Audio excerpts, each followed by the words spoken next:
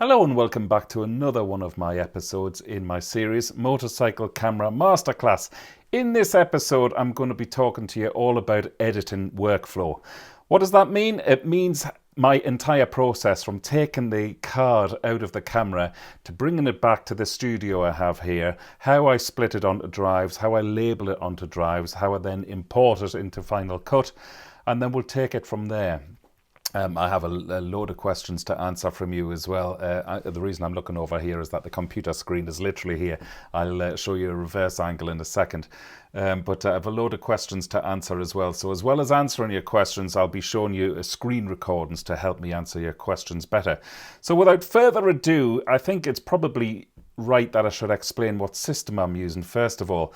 I use twin monitors. First of all, I'm on the Apple system, so I use the Mac Studio. I only moved to this last year, by the way. I was using a Mac laptop, which was a 15-inch laptop connected via HDMI to a larger screen. Actually, it's the screen you see on the left here, the BenQ 27-inch screen. Fabulous screen, €500 or whatever it was from Amazon. So I always just came home with the laptop, plugged that in, and off I went editing until that I decided to start shooting everything in 4K, and by God, it really struggled, to render files, and then not even render. I was then having to edit by proxy. If you don't know what that is, it's really small resolution files, but to convert the footage into those files to allow the Apple Mac, the laptop, to cope with those files, it took like a day, 2 days sometimes, just to convert the footage to make it then editable. So I made the plunge last year. I bought the Apple Mac Studio, the Max version, not the Ultra, because there's plenty of power in the Max version. I think it's about half the price of the Ultra. And I don't even have to render files anymore. I don't have to convert files into anything else. I just load the footage in and I edit instantly, and it renders all of the effects and everything else I do instantly. In fact, part of my workflow now is that if I've been out recording a vlog for the channel, I'll come home, 5 or 6 o'clock in the evening, load the footage in, it's there instantly, and I'll have pretty much an edit done by 9 or 10 o'clock that night, which is incredible that I can make a video from start to scratch in a full day, where normally it might have taken 3 or 4 days. So it's literally changed my life. So first things first, I've put my micro SD card into the adapter, and I'm going to just plug that straight into the front of the Mac Studio Max. I'll just call it the Mac Studio from now on.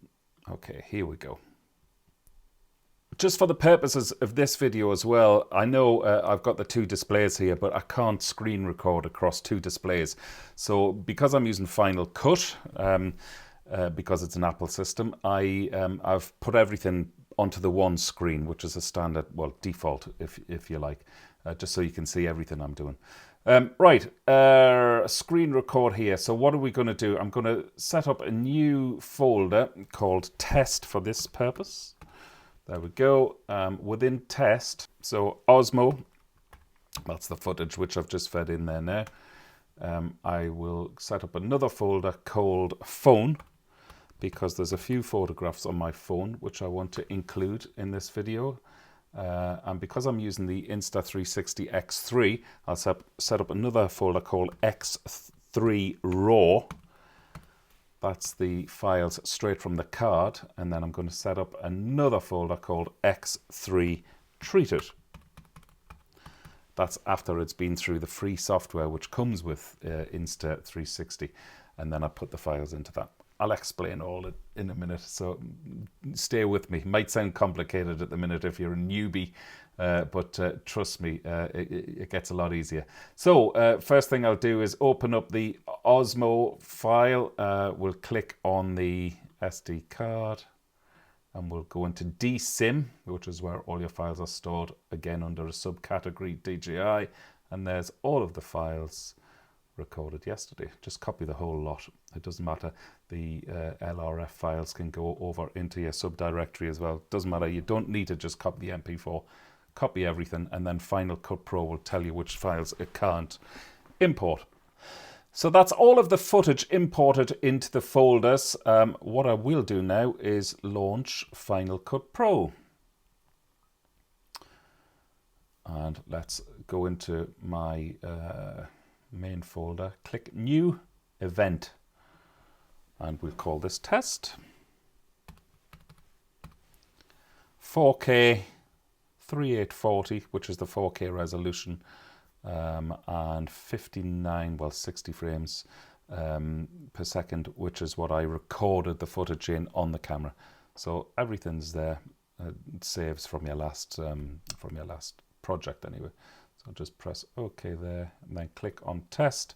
There we go. So now we need to import the footage. So you can either do it up here, File, Import, Media, or you can just right click and it brings up the options. Where were we? SSD Edit Feed, and where we go into, where were we? Test.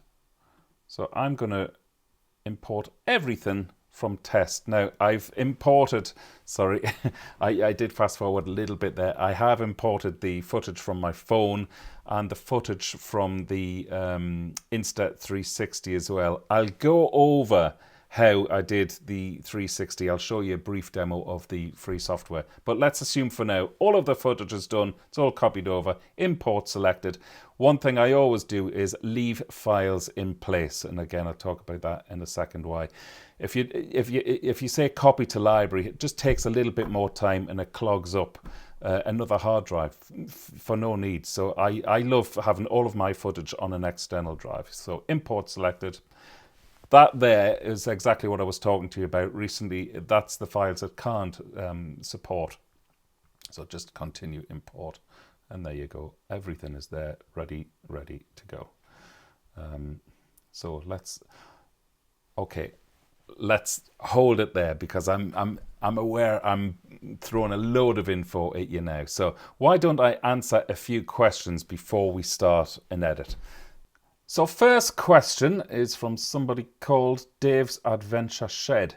I would like to know how you get your footage to your computer. Cloud, SD card or cable? Looking forward to your class. Okay, well, that's perfect timing, because hopefully you've just understood, Dave's Adventure Shed, how I got the footage there straight to the computer. Incidentally, I never ever use the cloud or, the Wi-Fi thing which cameras claim to have built in. Waste of time, takes forever. I've never had any success doing that. The only advantage I can see of doing that is if you're out on the road and you have no other way of backing up, then you've got to go through the painstaking effort to try and get everything to talk together to each other and transfer via a cloud or like a built-in Wi-Fi. Same thing, I suppose. So I always use SD card, and I don't know why. I just take the card out of the camera, then I know I have this solid piece of the solid drive in my hand, so I can copy the footage like that. You can use cable as well, I suppose, stick a cable into the side of the camera, but I just like taking the card out, putting it into a reader or in the front of the computer as I did there, and then copying it straight over. Then I know it's absolutely done, and then it's a bit of a process, I suppose. It's whatever you're used to. Then I like putting the card back into the camera, especially if you've got 3 or 4 different cameras. I'm meticulous about keeping the card matched to the camera and putting it back into the camera, and that's that done. So I hope that answers that, Dave. What I will do now is to go into how I basically set up my project. So all of the footage is fed in. I'm just going to show you exactly what I do from here before I take any more questions.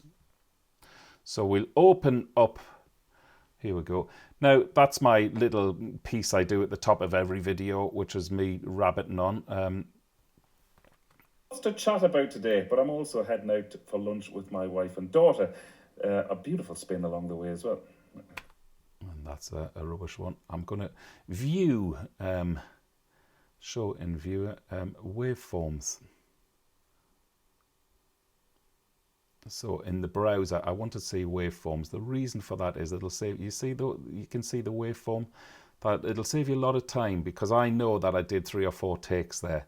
And on little gaps like this as well, you can see that there's no talking there because the waveform is right down low. So it's just the engine noise. So I know I started talking at about there. So I know my third attempt at doing this clip was the best. So I'll just take it there. And again, this isn't a demo by any means on how to edit. I'm just showing you how I set everything in motion, ready to edit. So I'm going to press append. That puts it down onto the timeline. And then we'll take all of my footage. It goes in sequence here. So I'll set that as my in point. I'll miss out that little lot there. And that's the entire clip you can see up until the end there. So it's all selected because it's highlighted in yellow. Press append, that goes down onto the timeline. Press that one down onto the timeline and that one onto the timeline. So basically all the bits where I've been riding along with my main camera, which is the Action 3 mounted on my chin looking forwards, that's where I record all of the sound onto that camera as well. I put it all down onto the timeline. I should say I'm not one of these vloggers who goes around recording the entire day if I'm away for a day. I basically only start the camera recording when I've got something to talk about or something I want to show you on the route. So do I put that one down as well? So pop that one down. And that looks like the last one, which is going down there. Oh, no, one more at the end there. Okay, so that's all of the footage down. That's your master track. I then go through it. Now, there's 25 minutes worth of footage there. So I then go through it for real and basically edit out then what I don't want to appear in the video. So go for a spin. Let's go back to the beginning. Go for the fall. So that's me talking to myself. So I'll just trim that up a little bit. Morning all, I'm heading out on the VFR today because it's a gorgeous day, but then I don't really need an excuse anyway. I am heading out to meet my wife and daughter for lunch, but I've lots to chat to you about on the way. Some good, some bad, so hop on the back and we'll go for a spin. Now that's normally where I'd insert my little sting, so I'm going to trim that little bit out there. I didn't import the sting. I do have that on a drive and I know exactly where it is. So again, import media. This is the great thing about keeping everything organized on one drive. You know exactly where it is. What do I call it? My really good TV title slate. Import selected. Again, leave files in place. And there it is. And what I can do now is just to insert it. You get to learn, I mean, every editing platform is very similar in so many ways. Each and every one has their own little quirks, but you get to know how your own editing platform works. I can't say enough things about Final Cut Pro. It made my life so much easier. Back in 2007, I was using a PC. I was using Avid on a PC. Nightmare. Obviously, before I started motovlogging, but for other sort of corporate videos and things I do with work, everything kept crashing all of the time. It took forever, and I started using Final Cut Pro back then, or Final Cut, whatever it was called back then, and I just love it. I also love the fact that it's not a subscription-based editing platform. You pay for Final Cut, this one, which is €300 for the package. It's amazing price, and no monthly charges or anything like that, like the Adobe sort of ecosystem. I'm not into paying monthly charges because then they have you. Okay, so that's the sting inserted. So let's, do you know what I will do? I normally I fade from black as well. So we go into the little button there, dissolves, fade to color. So that'll come up from black. Look how quick that renders, literally seconds. Here we go. Morning all, I'm heading out on the VFR today because it's a gorgeous day, but then I don't really need an excuse anyway. I am heading out to meet my wife and daughter for lunch, but I've lots to chat to you about on the way. Some good, some bad, so hop on the back and we'll go for a spin.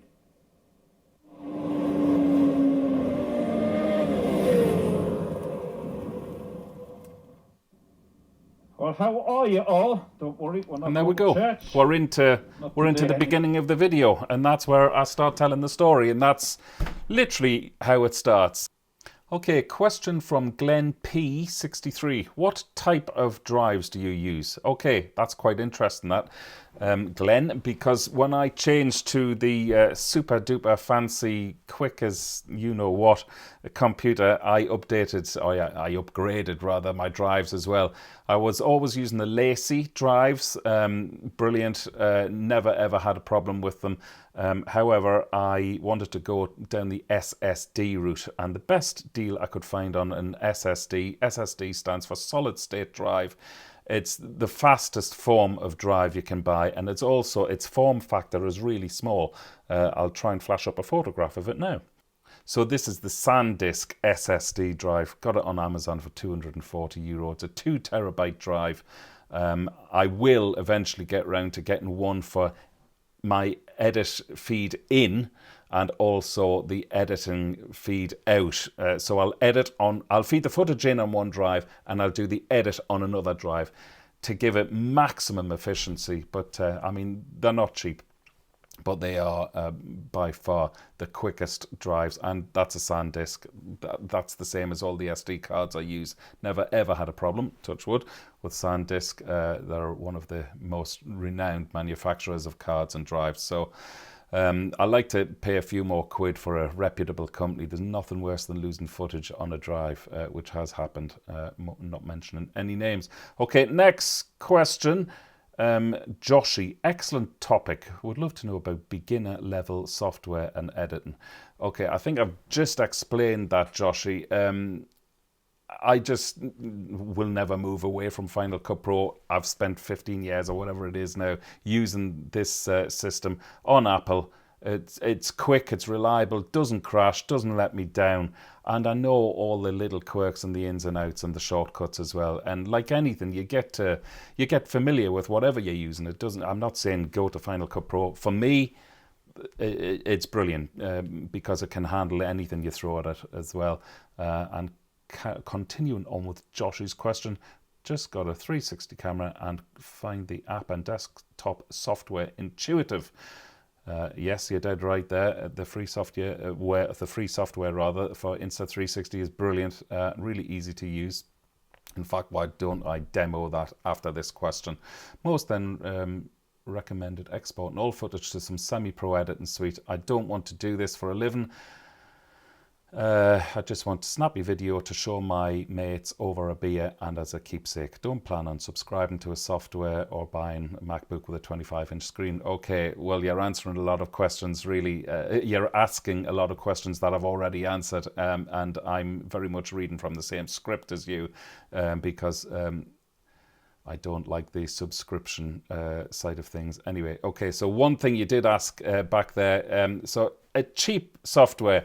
There's a great app for your phone or your iPad, whatever you're using, called Splice. Check that out. I think you can use it on PC as well. Not entirely sure, but I only know this system, I'm afraid. So if you don't fancy investing in Apple and Final Cut Pro, try that app called Splice. It'll do the job, because I've done stuff on my phone with it before, just very quickly on the road. It's really good. So there seems to be a few questions about the Insta360 X3 footage. So why don't I just demo that first of all? So go back into your subdirectory on the drive where you saved X3 RAW. Go into that. And here's I've only 2 files from yesterday when I was out recording that footage. And you'll notice that, don't worry about the LRV thumbnail file. Don't want to rename it. So don't worry about the LRV file. So just click on one of them. That will open the free software, and there we go. Now, this is incredible stuff. Okay, so you can, with your mouse or your trackpad like I'm using, drag the angle anywhere you like. And because I was using the selfie stick, the software makes it invisible. Look at that, it's just amazing. You can also, with your right click, zoom in, zoom out. I don't like that effect where it makes it all curved and whatever, but you can have some great fun playing with this nevertheless. So get a shot you're happy with, first of all. I sort of quite like these angles, but then sometimes I quite like to make it look like there's a drone flying next to me. So I like to leave the separation rather than making it look like, you know, like the camera is attached. So I quite like the separation where you can see a bit of nothing around it. So, you know, when these shots first hit the market, I couldn't believe it. What you have to do then is to, there you go. So select your in point. That's your in point there. And also click that as your first keyframe. Keyframe tells the software exactly that this angle you have just chosen is where you want the shot to start. I then do it in segments rather than going playing through the whole clip, which again can be painstaking. I just go ahead a little bit. If you're still happy with that, just click another keyframe just to tell the computer that you're still happy with the way it's looking.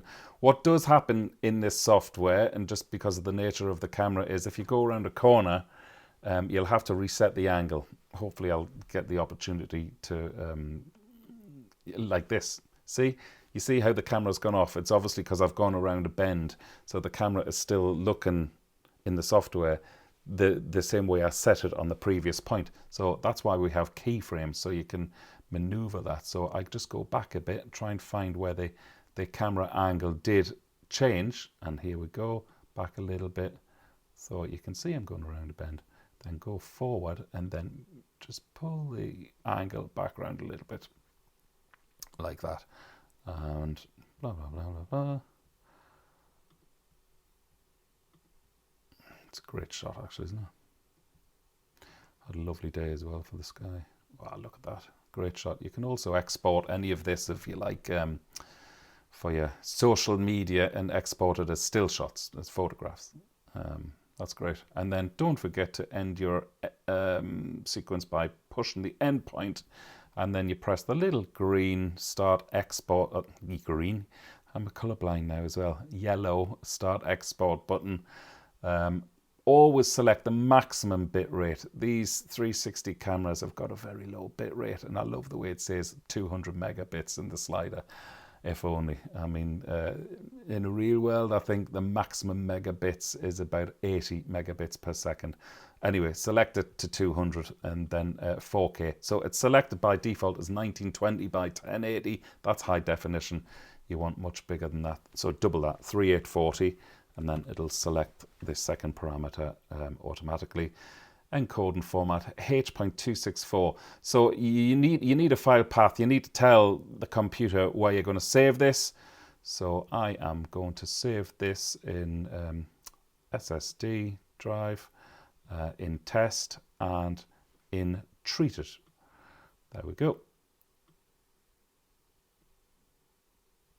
So start exporting. Leave that to do its own thing. And again, because of the new computer, this has saved me hours. This will be done in about 2 minutes. So fast forward. So that's copied over there now, back into Final Cut, and the footage is already there through the process I showed you at the beginning of this video. I just import media, and there it is there, you see.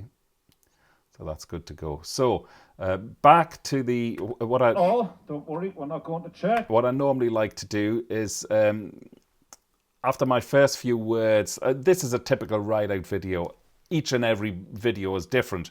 But, you know, if I'm doing something for the channel, you know, a typical ride-out, then I like to do the first minute or so to establish where I am. It gives the audience a general feel for the bike you're on, the scenery you're looking at, and then maybe review. Pop in of course I would be listening to this in much more detail, but then you pop in a 360 shot on top, just to show off the bike a little bit more in this case. So I'm just going to select by my in and out points, and I literally just drag that down. Now you're not going to use the sound from the 360 camera, otherwise it would sound like this. The channel called The Stuff Review, where I reviewed this deflector in full. So just bring the sound down by dragging it down with your mouse, and brand I was doing on the channel called The Stuff Review, where I reviewed this deflector. So it's not using any sound from the 360 camera, it's just using the sound from the Osmo Action 3, which it recorded on the chain camera. Now today is a very windy day actually. Might not look it on camera. But it's an amazing effect shot, isn't it? But without that little deflector, the wind noise was unbearable. And when I'm doing stuff like this and doing the vlog and stuff, And that's it for the 360 stuff. Let's go back to one of your questions. Okay, so the next question is from Chase Jasper Down. I'd love to know how difficult it is editing the 360 camera footage. It's not difficult. You've just seen me do it. Yeah, okay, I might make it look easy because I've been doing it for a while, but that really is all there is to it. You can play around until your heart's content, manipulating the shot and, you know, getting something that you like. But that's the beauty about shooting and editing. There are no rules, there are no guidelines. We very, very much have artistic license in all of our own videos. It's so individual. And that's our own, being a vlogger, I suppose, that's our own USP. You know, it's what we deem to be good and interesting and what we, the way we want to tell a story. That's the beauty of editing. That's why, you know, there are no rules or guidelines, like I say, about shooting and editing your own stuff. And that's why some people tell a story completely different to how other people would. And I just love that about the industry I'm in. You know, it does set people apart. You know, there are ways and means of telling the story I might not go along with, and you know, if I'm watching other stuff as well, I might think, God, I would have done that differently. But hey, people watch my stuff and think the same thing. So I hope that answers your question, Chase Jasper Down. Next question, Motocrad. What techniques have you picked up since you started your channel that save you the most time when editing? An example would be I've recently started using multicam clips and it makes it so much easier to swap and change angles. Okay, well, Motocrad, I don't use multicam clips as such. If I'm on a motorbike, maybe the most I'd use is 3 angles. And then occasionally if I'm away on a bigger sort of tour or a trip, I'll have the drone with me as well. So as you saw at the beginning, I like to organize my footage. That's the biggest tip I've picked up since I started the channel. It's got to be quick because, you know, this is pretty much unpaid stuff. You know, I'm doing this for a hobby. I get a small kickback at the end of every month from YouTube, but it's not going to pay the bills. So it's very much a hobby. So I got to make it quick. And at the same time, I can't spend too much time doing it. But saying that, I still want it to look good. I want it to look snappy. Ultimately, I want to keep the viewers' interest. So I hope that answers your question there. Another question from Motocrad. Do you have any rules when you stick to editing, such as swapping angles, adding B-roll every few seconds to keep the viewer engaged? Again, I know I've just touched on that there about keeping the viewer engaged. And again, I've touched on the fact that there are no rules. What I do like to do is to try, well, I listen to what I've said on the footage. And then, you know, if I'm talking about something, say, over in the field, look at that. Occasionally, if a buzzard comes down in front of me, you know, and I have a better angle on the 360 camera of it, I'll use that footage. So it's about listening to what you're saying. And then trying to match the pictures, you know, to suit the scenery, whatever it is that you're talking about.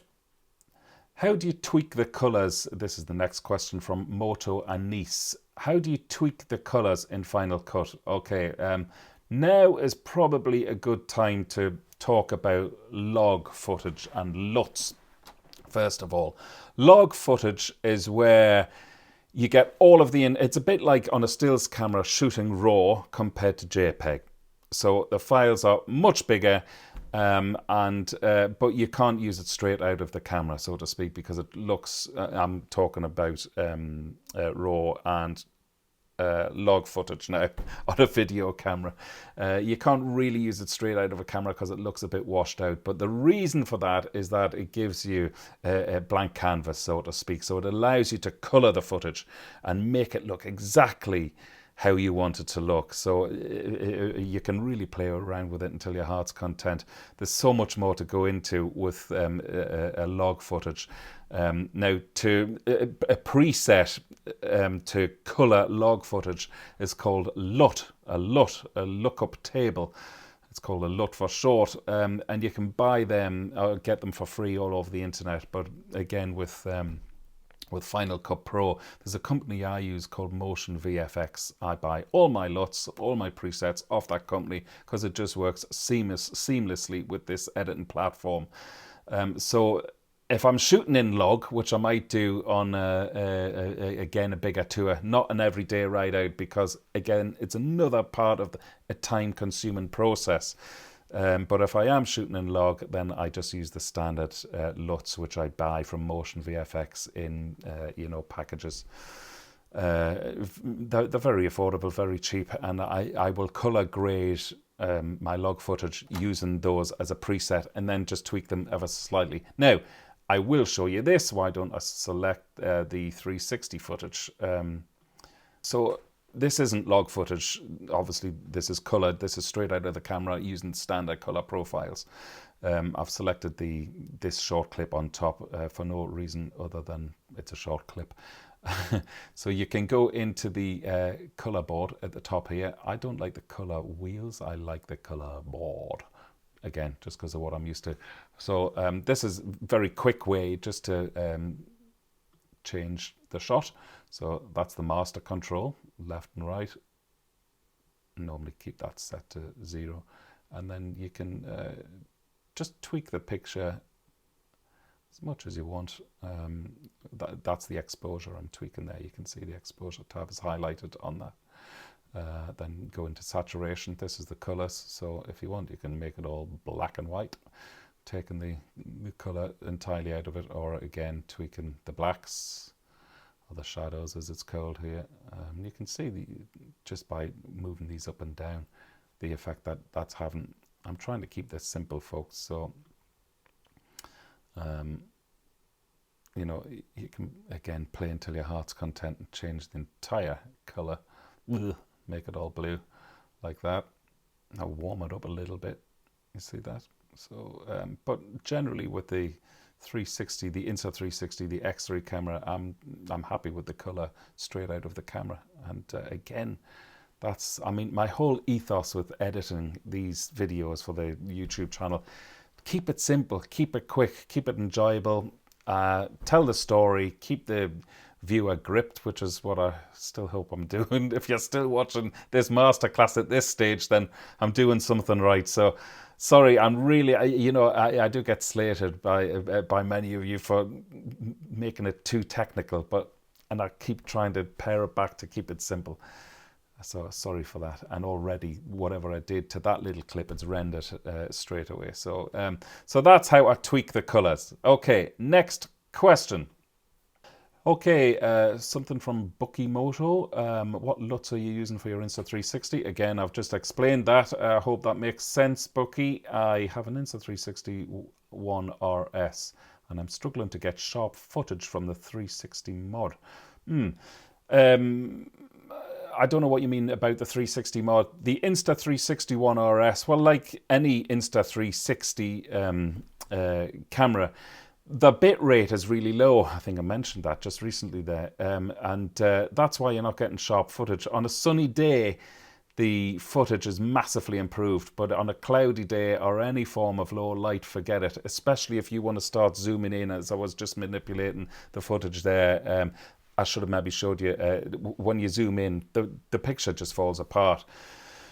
So that will happen with 360 cameras. The end of Bucky Moto's question: which site are you using for music, etc.? I use a site called Epidemic Sound, and again, because I don't like the monthly subscription, Epidemic Sound gives you an option to pay once a year. I think it's €100 for the year. I just love the whole interface. I love their entire library. Anything I look for, a mood, a genre, you can just type it into the search bar. Check out the website, Epidemic Sound. I can't even say it.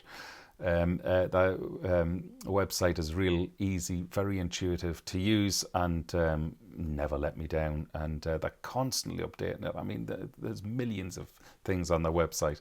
And I think for €100 a year to have the worry, the stress-free as well, rather than YouTube coming back to you after you've spent maybe days editing a big project, and then YouTube come back after you loaded it up and say, oh, sorry, we're not going to allow that because the song you're using there isn't copyright free. and I've had that happen before I started using Epidemic Sound. It's not a good moment when that happens. So yeah, Epidemic Sound all the way. Okay, question from Ollie W. How do you create intro sequences and how do you add graphics to a video? Cheers, Dave. Ollie. Okay, intro sequences. Let's say the Connemara series I did last summer.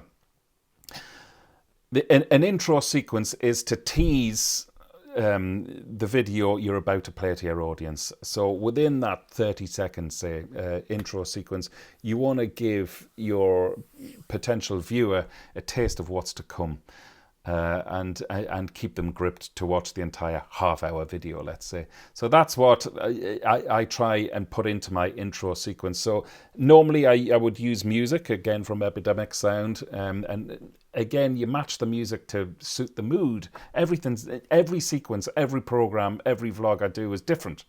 There's no standard procedure, but say the Connemara thing again. So I would use some of my best shots or some of my key moments, something which happened, like a bird flying into your visor or something like that, for instance. Use that, or some beautiful drone footage as well, which I used in the intro sequence of the Connemara. In fact, why don't I play the Connemara intro sequence now? It's very quick, but now you'll know exactly what I'm talking about.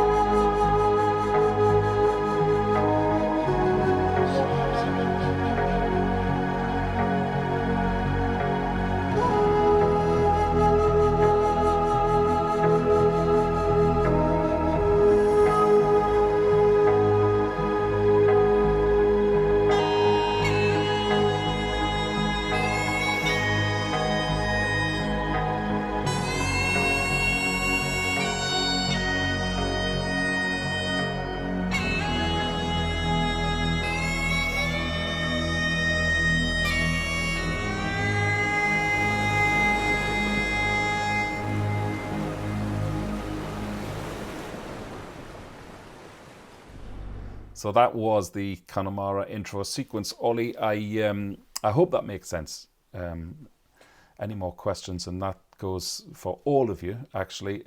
Any more? Because obviously it's a minefield, this. I can't answer everybody's questions, but please feel free to keep them coming in the comments below, and I'll try and do my best with... I'm reading the questions as I'm talking to the camera here. Multitasking. It's not a thing I do too well. So next question from Neil Gleason. Dave, do you color correct and post with Osmo Action 3, or do you have a setting you're happy with from the get-go? Thanks for taking the time and effort to post these vids. Neil, I think I've already touched on this again as well. The colors from the Osmo Action 3, now admittedly, I don't think the picture is as good as it is from a GoPro 11, but by a tiny little bit. And the trade-off, of course, is that the DJI Osmo Action 3 camera is reliable. It never crashes. It works and just never lets me down, unlike GoPro. I won't go down that route again. Don't worry. Don't worry. But so the short answer is no, I don't tweak any of them for a vlog. If I'm doing something for the broadcast world or making a corporate video, I very rarely edit my stuff in the broadcast world for my real job. The footage then goes to an editor, who do it properly. But when I'm doing corporate videos or that sort of nixas, as we call them here in Ireland, or anything for the YouTube channel, I very rarely need to tweak anything. I'm over the moon. You know, the way technology is now, the footage straight out of the cameras looks pretty bloody good. One thing I will say on the back of that is I have been using the the Insta360 X3 as the reverse camera, like the camera to look back at my face as I'm riding forwards with the Osmo Action 3. Ideally, I need 2 Osmo Action 3s. If I'm going away on another tour, hopefully soon, I'll be able to get a second Osmo Action 3 because they absolutely don't cut. They're totally different cameras. The DJI X3, the Insta360 X3, the 360 camera doesn't have a patch on the DJI Osmo Action 3. It's just, it's not in the same league, you know. But Where I do think it works, the X3, the Insta360, is when it's stuck out to the side of your bike, I think it's almost acceptable for the viewer to think, yeah, well, it is different quality, but look at the different type of shot. So I'm going to keep the X3 as an effects camera within the very near future. And like I say, hopefully use 2 Osmo Action 3s, one looking forward and one on the screen looking back at me. Hope that answers your question there, Neil. Okay, next question from Bill Murray. Wonder if it's the same Bill Murray who was the actor in Ghostbusters. So many questions, he says. Not sure where to start. I've seen a number of YouTube vloggers talk about the importance of having a story to tell. How do you approach editing a video on the story you are trying to tell? Okay, interesting. There's so many times I know that I need to make a video for the YouTube channel next week. And then I'll go in the shower and start racking my brains as I'm having the shower. You know, what am I going to talk about? I do need something to talk about. I'm not one of these guys who can just go out and start talking about random stuff. I do need a sort of, a story. Now, one thing I always try and formulate in my head is the beginning, the middle, and the end of a story.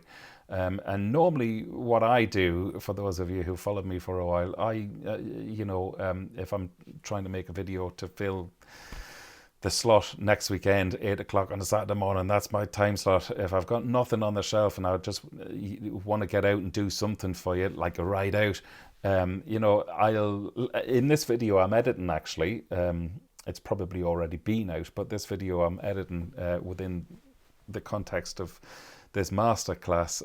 I chose to go out for a spin, but at the end of the video it was going out for lunch. So I started off, I then described my journey en route, and I had lots of other things to talk about, and then the finish of the piece is when I arrive at the restaurant, and I think I played out that video with a couple of shots of the food. So yeah, a beginning, middle, and an end, like any story you're trying to tell, I suppose. Bill Murray also says some vloggers seem to make scene cuts, etc., based on the music soundtrack. Yeah, where there's a beat, it's a natural punctuation to make a scene cut. I don't do it for the sake of it, but yeah, if you want to sort of put in another angle, I would always try and do it on the cut and the beat of the music. Your mind accepts it, it feels right. There's nothing worse than seeing what we call a jump cut. So I hope that makes sense. Okay, next question from Trooper Ted. I actually met Trooper Ted recently at a ride out event. Nice to meet you. I don't think Ted's your real name. You did tell me your real name. I won't say it on this just in case you do want to keep it private. But he says, any tips, shortcuts for editing 360 footage into flat POV? POV means point of view, for those of you who don't know. Yeah, basically, I'll call you Ted if you don't mind. Yes, Ted, there is. I select that in camera. So you can, with most 360 cameras, you can choose the 180 degree front facing lens or back facing lens.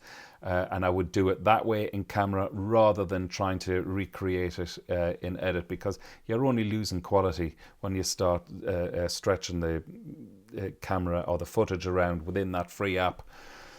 You do degrade the quality. It's much easier. So let's say on an Insta360 X3 camera, you can shoot using one of the lenses in 4K. And that's pretty good quality. Still not the same as a GoPro or a DJI Osmo Action 3. But that's what I would do there. Okay, next question.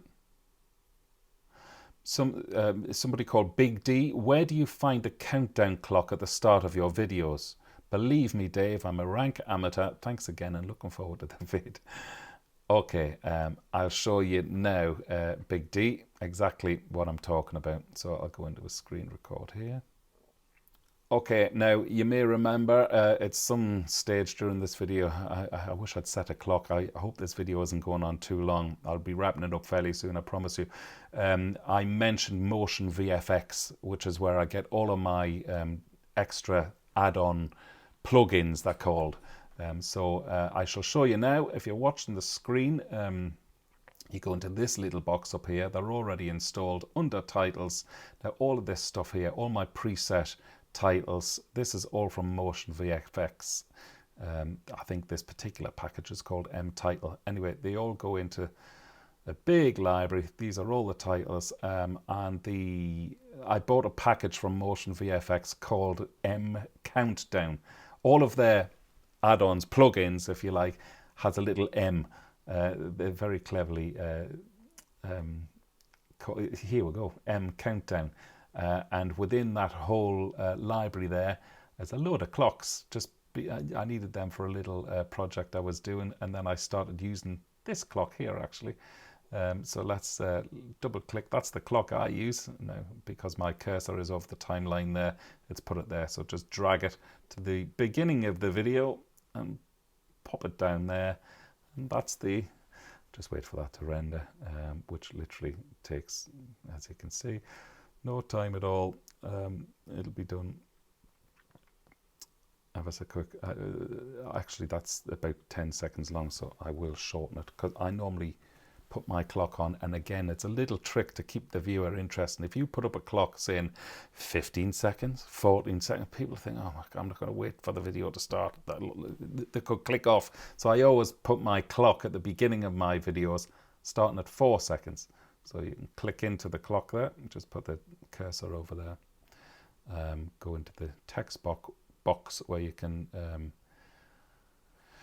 change the parameters here, and the countdown is starting from 10. We'll bring it to start from 4. Okay, let that render very quick, and then I'll play you the clock. It's interesting that you should pick up on that. I often wondered how many people picked up on the clock, but that's it. It's just a plug-in from Motion VFX. Here we go. Morning all, I'm heading out on the VFR today. That's it, simple. Obviously, when you buy any of their packages, there's loads of different versions in there, you know. You don't just pay for the one clock. Okay, next question's from Grandpa Rides Motorbikes. Great news, Dave. Looking forward to it. Have now got it out and used the Action 3 and DJI mic setup. Wow. Have a question. When videoing, the vid from the camera seems to do one vid and then starts another, even though I have not stopped recording. Is there something in the settings that needs changing? No, basically, Grandpa. Don't change it. This is done on purpose, and it's done primarily by all of the action cam manufacturers to stop you losing a big huge file. If you've been recording something for an hour and that file gets corrupted because you're on a mountain bike, let's say, and you hit the ground or you have a crash, does something to the innards of the camera, you're at risk of losing all of your footage. So I think it splits every segment of footage into just over 4 gig.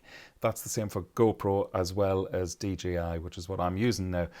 So don't knock that. It's a brilliant thing to happen, and you can't change it in any settings. The camera will do that. And it's seamless. When you join the two clips together, it's seamless anyway. So I don't know. I hope you don't have a problem with that. I just presume you're asking why it's happening. Folks, we'll probably run out of time. I don't know how long this video is going to be. If you've stayed with me until the bitter end, thank you so much for watching this. I know not a great deal of motorbikes in this one, but any questions, leave them in the comment section below. I hope I've described simply about my editing workflow. Thanks a million for tuning in, and please give me a like and subscribe. It all helps to keep the channel going. Have a great week, and stay safe. And sure, I'll be back at this time next Saturday morning, 8 o'clock.